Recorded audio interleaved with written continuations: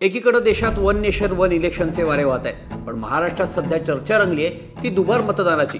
नगरपंचायती आणि नगर परिषदांच्या निवडणुकांची घोषणा करताना राज्य निवडणूक आयुक्त दिनेश वाघमारे काय म्हणाले बघा।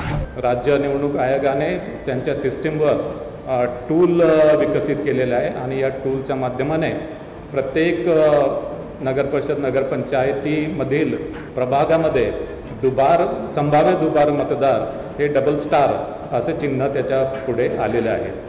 जिथे जिथे अशा प्रकारचे डबल स्टार आलेले आहेत तिथे संबंधित अधिकारी संबंधित मतदारांना कॉन्टॅक्ट करून तो कुठल्या प्रभागामध्ये आणि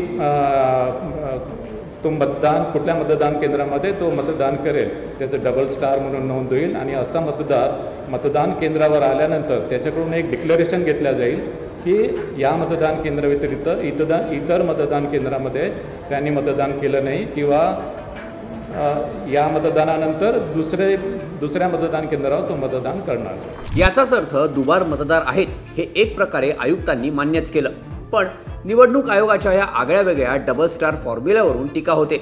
हे दुबार मतदार किती, त्यांची स्वतंत्र यादी निवडणूक आयोग जाहीर का करत नाही असे सवाल विरोधकांनी केले।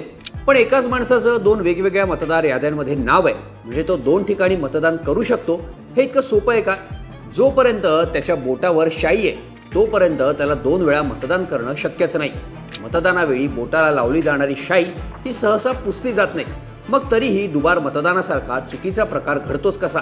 नक्की दोष शाईत आहे की निवडणूक अधिकाऱ्यांच्या कारभारात आहे? पाहूयात या व्हिडिओमधून। सगळ्यात आधी ही बोटावरची शाई येते कुठून ते बघूया।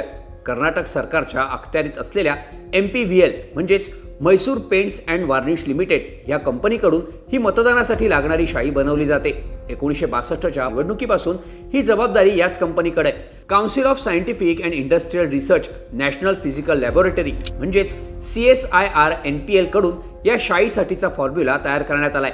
नॅशनल रिसर्च डेव्हलपमेंट कॉर्पोरेशन कडून अख्ख्या भारतात फक्त MPVL लाच ही शाई बनवण्याचं लायसन्स देण्यात आलंय।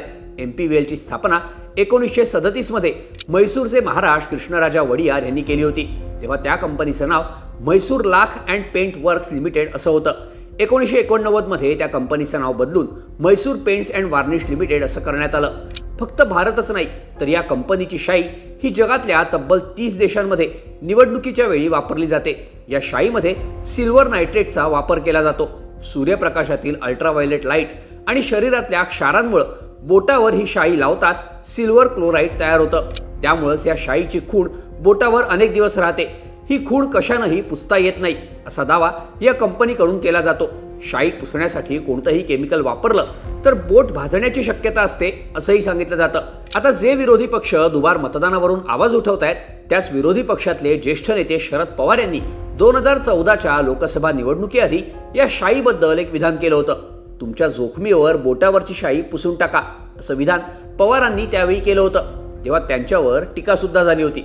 असो, तर बोटावरच्या या शाईवर सुद्धा संशय घेण्यात आला होता। आता हा आम्ही केलेला आरोप नाही तर बातम्यांमधले काही संदर्भ देऊन फक्त फॅक्ट्स मांडण्याचा आमचा प्रयत्न आहे। 2019च्या लोकसभा निवडणुकीवेळी बोटावरची ही शाई नेल पॉलिश रिमूव्हरनं पुसली जाते असं काही मतदारांनी सोशल मीडिया पोस्टमध्ये म्हटलं होतं। अनेकांनी आपल्या बोटांचे फोटो शेअर करत ही शाई मतदानानंतर तासाभरात नेल पॉलिश रिमूव्हरनं पुसली जात असल्याचं सांगितलं होतं। बँगलोरच्या एका आर्किटेक्टनं शाईच्या क्वालिटीवर संशय घेत असिस्टंट रिटर्निंग ऑफिसरकडे तक्रार सुद्धा दिली होती। इतकंच नाही तर काँग्रेसचे नेते संजय झा यांनी सुद्धा असाच दावा केला होता, पण तेव्हा यात काहीही तथ्य नसल्याचं स्पष्टीकरण कंपनीकडून देण्यात आलं होतं। आता टाइम्स ऑफ इंडियाच्या गेल्या वर्षीच्या लोकसभा निवडणुकांदरम्यान आलेलं हे आर्टिकल बघूया। यात त्यांनी शांती नावाच्या एका महिलेचं उदाहरण दिलं होतं। तिचं पनवेल आणि महाराष्ट्रातलंच रायरेश्वर गाव अशा दोन ठिकाणी मतदार याद्यांमध्ये नाव आहे।